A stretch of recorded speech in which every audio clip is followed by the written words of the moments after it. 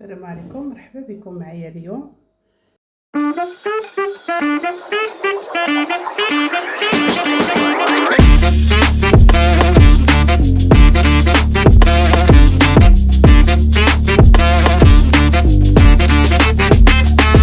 غادي نشارك معكم ان شاء الله فيه غريبه البهله مع دوازتي بالتمر.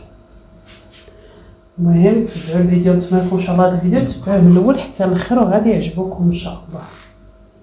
عندي هنايا في الغريبه البهله رابعه ديال الزبده، نقطعتها هكا باش تبقى تطلق. رابعه ديال الزبده، وعندي 2 كيسان ديال العنبه ديال السكر كلاصي. كديروا لها شويه ديال الملحه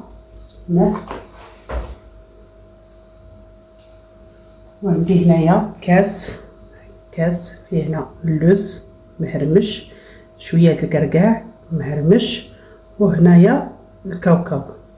درت تخليطه ما عندكمش نتوما اللوز الكركاع بطبيعه الحال ديروا غير الكاوكاو. كاس ديال الكاوكاو حمروه وطحنوه وديروه. عندي هنا كاس نتاع الجنجلان يكون محمر. هانتوما هاد المعلقه صغيره هكا نديروها هكا في الشنيف.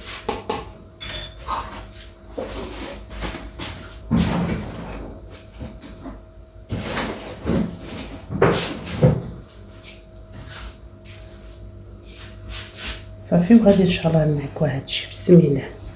خلطوا الزبده هي الاولى مع السكر كلاصي حتى تطلق، عاد نخلطوا معاها الشيء الاخر. هانتوما خلطت الزبده مزيان مع هذا. دابا غادي نخلط معاها هادشي.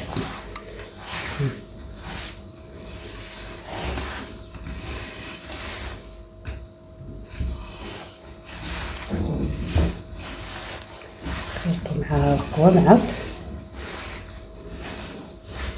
والخميره ديال الخبز. صافي عندي هنايا 2 كيسان ديال العنبه ديال الزيت. بسم الله.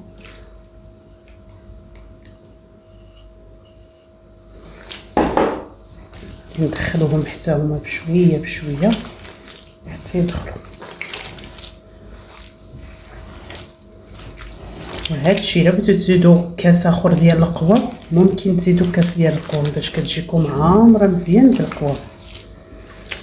يعني 3 ديال الكيسان، كاس ديال الجنجان وكاس ديال اللوز. مثلا كديروا كاس د اللوز وديروا كاس د الكركاع ولا خلطوا. المهم داكشي اللي قديتو عليه. ما كانش ممكن ديروا حتى 2 كيسان ديال الكاوكاو وكاس ديال الجنجلان. المهم باش كتجيكم الغريبه مقومه مزيان.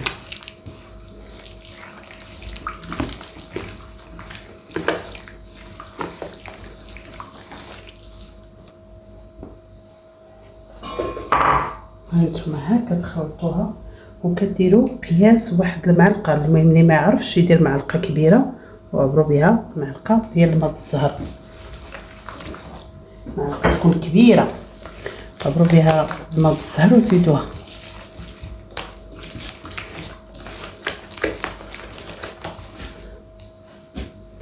انا عندي هنايا 800 غرام ديال الطحين. درت 800 غرام هي دي وغربلوها. بسم الله.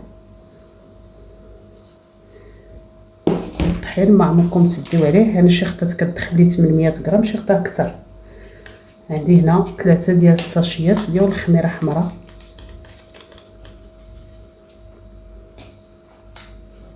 انا باقي ما نكهتهاش حيت بغيت نفرقها على 2 وغادي نكون النص نكهو بالنكهه.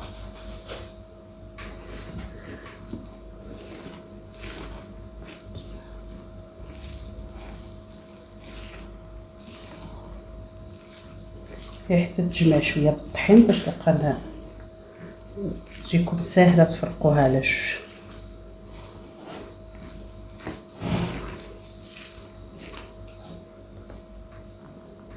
معنا درت 800 غرام كما قلت لكم. شي خطات كتدخل كتكفي، شي خطرات كيخص. على حسب الطحين.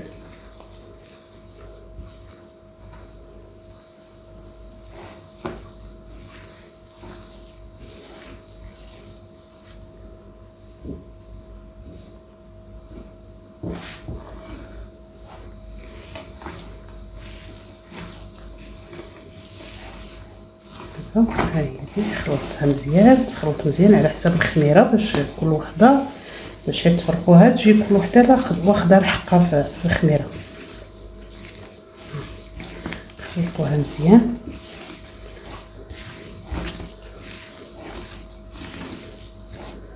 هانتوما دابا غادي نفرقها هكا في النص، نخليو هادي هكا على جنب وهادي نخليها هنا. هادي غادي نكها بالبيستاش كعجينة الفستق. هادي راه شاريها انا من ماركه مزيانه حيت فيها جوج ماركات. كاينه واحد الماركه مخلطينها، ما عرفتش انا باش مخلطينها، المهم ما مزياناش. هادي راه عجينة الفستق، هي شي شويه دايره الثمن، ولكن باش تعرفوا تمشيو تشريو فيها جوج ماركات. كاينه الماركه اللي مخلطه وكاينه الماركه اللي فيها البيستاش، بيستاج مطحون. هادي راه بيستاج. هايدي غادي ندير وحده بهاديك نكتها بالبيستاج، هي هادي.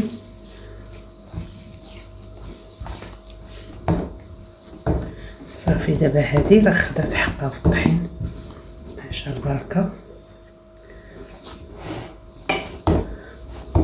غادي نهزوها ونديروها في شي حاجه ونكملوا الاخرى العجينه ديالها. هادي اللي درنا لها البيستاج غنديرها في شي طبسيل ولا في شي حاجه ونكملوا الاخرى عاود العبار ديالها. هادي غادي نكها بالقرفه، ندير لها معلقه هكا ديال القرفه ونجمعها بها.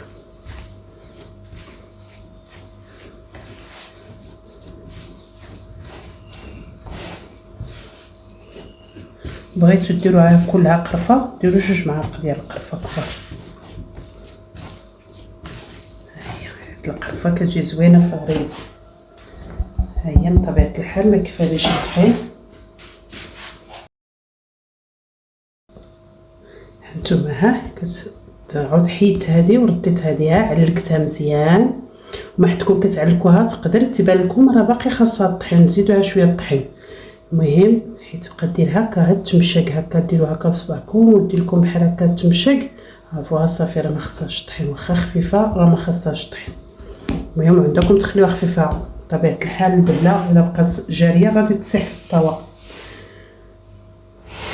صافي دابا غادي ان شاء الله نركبها. انا غادي نصيفطها للفران ديال برا، نطيبها في الفران ديال برا ماشي في ديال الدار. المهم اللي بغى يطيبها في الدار يديروا ديك ديال غريبه. كاين ديك الطاوه خاصه بالغريبه، اللي عنده اللي ما عندوش يديرها في الطاوه عاديه وطيبوها في الفران. سخنوا الفران مزيان، كطيحوا النار وكتحطوها في الطبقه الفوقانيه اللي عندكم جوج عافيات، عافيه لتحت وعافيه، حطوها في العافيه الفوقانيه ونطيحوا النار ونقصوا النار التحتانيه وخليوها تبارك الله حتى كتفرقع وكتاخذ داك اللوين. والتحت ديالها بطبيعه الحال النار مهيله عليها بزاف باش ما تحرق لكمش من التحت، وكطيب طيبه وحده كتخرجوا الطواوي ديالكم. بغيتو تديوها ديال برا تعمروا الطواوي وكتصيفطوها للفران د برا. انا غادي ندير فيها 30 غرام. بغيت انا الغريبه تكون كبيره بزاف، بغيتها كبيره. ها غادي ندير فيها 30 غرام، 30 غرام في كل حبه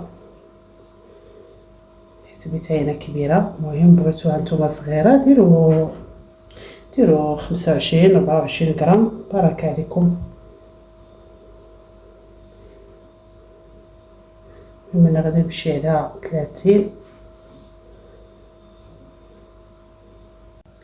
صافي صيفط الغريبه للفران، كركبتها وصيفطتها للفران. دابا غادي نصاوب معكم ان شاء الله الحلوه ديال التمر.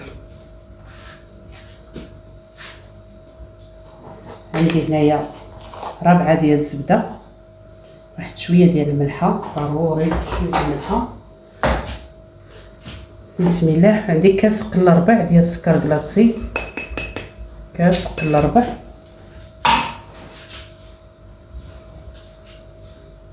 ديروا واحد المعلقه هكا ديال العسل،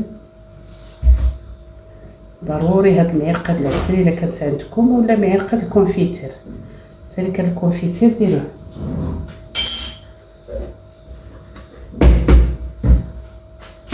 وعندك نص كاس تقريبا ديال الزيت،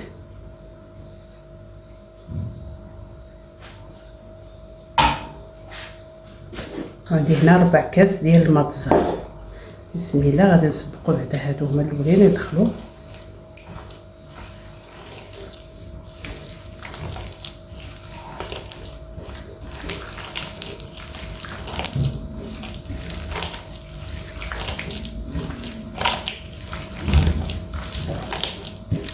عندنا 4 كاس ديال الماء الزهر.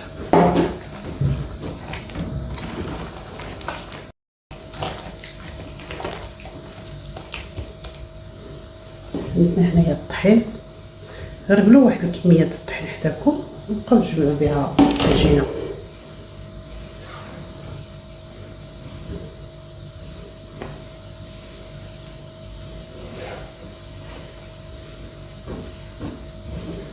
صافي دابا حيت تبداو ديروا الطحين جمعوه غير بريو صبعانكم بحال كتجمعوا صابلي، حيت هو ما فيه لا خميره لا حتىش.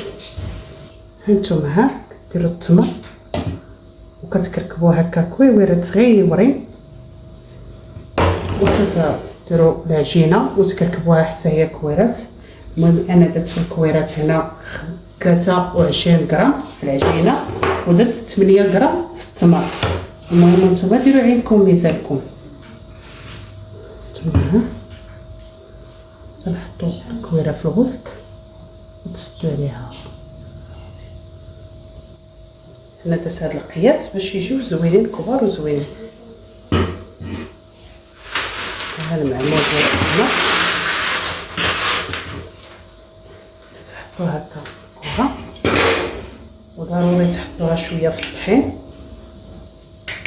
وتسوسوها، تحطوا هذا المعمول هكا وتبركوا عليه. بركوا مزيان باش كترشم لكم ديك الزواقه.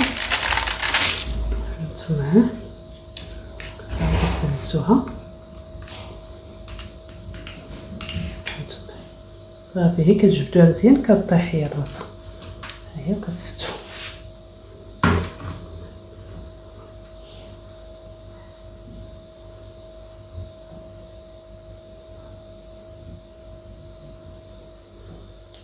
نتوما كتعاودوا ترشوها شويه بالطحين وتسوسوها. ضروري تسوسو هذا باش ما يديركمش الطحين بزاف.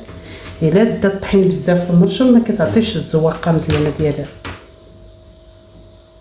تبركو مزيان باش كترشم فيها الزواقه.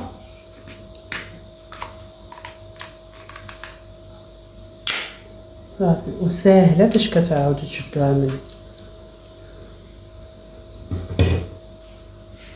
صافي انا غادي نكمل ان شاء الله بنفس الطريقه، نحشيها بالتمر ونرشمها بالمرشم. بطبيعه الحال هذا المرشم عنده بزاف ديال الزواقات، بغيتو تبدلو بدلو.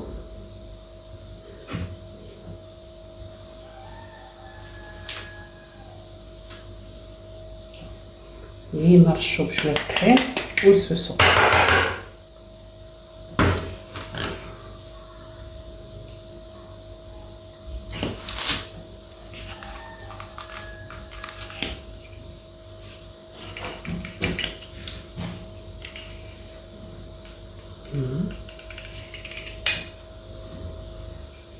انا غادي نستمر ان شاء الله هكا كامله العجينه حتى نكملها ونسخن الفران حيت يسخن مزيان. نقصوا عليه النار وديروا الطاوه الفوق، حيت شويه تحمرات عاودوا هبطوها تحمر في وجهها وخرجوها. هانتوما ها هي الغريبه والحلوه ديال التمر بعد ما وجدات. تيقوني ان شاء الله جربوا هاد الحلوه. تبعوا الفيديو من الاول حتى الاخر وان شاء الله غادي تجربوهم وتعرفوا علاش قلت لكم هاد الهضره. المهم نتمنىكم ان شاء الله تجربوهم وفرقوا العجينه كيما فرقتها. ديروا بالبيستاج وديروها بالنكهه ديال القرفه، عرفتي جاو فنين واللي قريب له الفران يديها الفران حسن. الطياب ديال الفران الغريبه البهله ما كاينش بحالو. المهم نتمنىكم ان شاء الله تجربوهم ويلاقوا بكم ان شاء الله. ها هي الحلوه ديال التمر، اللي بغى يدير لها سكر كلاص يديرها، اللي بغى يخليها سامبل يخليها. ونصيحه الحلوه ديال التمر حيت تعمروها خليوها واحد 3 سوايع حتى ل 4 سوايع في الطاوات، عاد شعلوا الفران عاد طيبوها، اولا حتى تبات ليله كامله موجوده في الطواوي والصباح عاد طيبوها ماشي مشكل. قداش ما جلست كتعطي نتيجه زوينه. والمهم نتمنىكم ان شاء الله تجربوهم ويلاقوا بكم والسلام عليكم.